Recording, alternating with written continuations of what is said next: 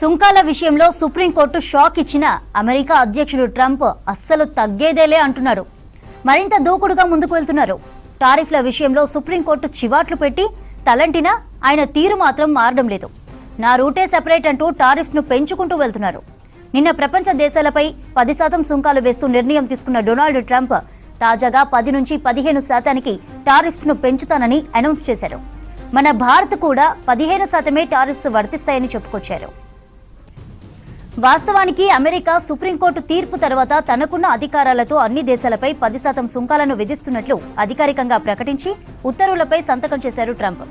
ఈ నెల 24వ తేదీ నుంచి 10% టారిఫ్స్ అమల్లోకి వస్తాయని చెప్పారు. ఒకరోజు తిరిగేసరికల్లా 10% కాదు 15% టారిఫ్స్ వేస్తామంటూ తన సోషల్ మీడియా వేదికగా ట్రూత్ వేదికగా ప్రకటించారు ప్రెసిడెంట్ ట్రంప్. చట్టానికి లోబడే 10% నుంచి 15% సుంకాలను పెంచుతామన్నారు. అమెరికాకు వ్యతిరేకంగా హాస్యాస్పదంగా పేలవంగా రాసిన అసాధారణ కోర్టు తీర్పును సమగ్రంగా వివరంగా పూర్తిగా సమీక్షించాకే సుంకాల పెంపుపై నిర్ణయానికి వచ్చామన్నారు.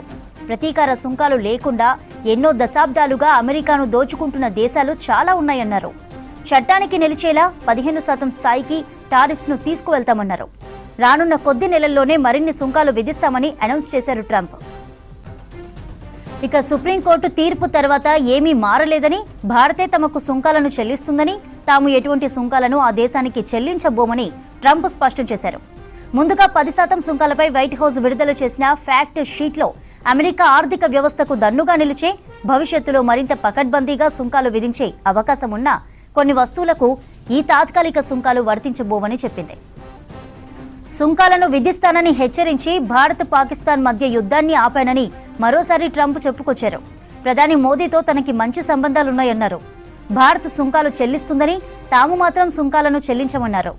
భారత్ చేసుకున్న ఒప్పందమే అలాంటిదన్నారు ట్రంప్.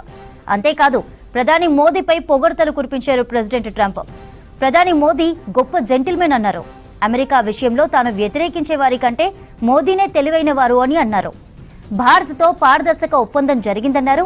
కానీ వారే సుంకాలు చెల్లించేలా ఒప్పందాన్ని కాస్త తిప్పామని చెప్పారు. భారత్తో తన సంబంధాలు అద్భుతంగా ఉన్నాయన్నారు. తమ విజ్ఞప్తితో రష్యా నుంచి చమురును భారత్ నిలిపివేస్తోందన్నారు ట్రంప్.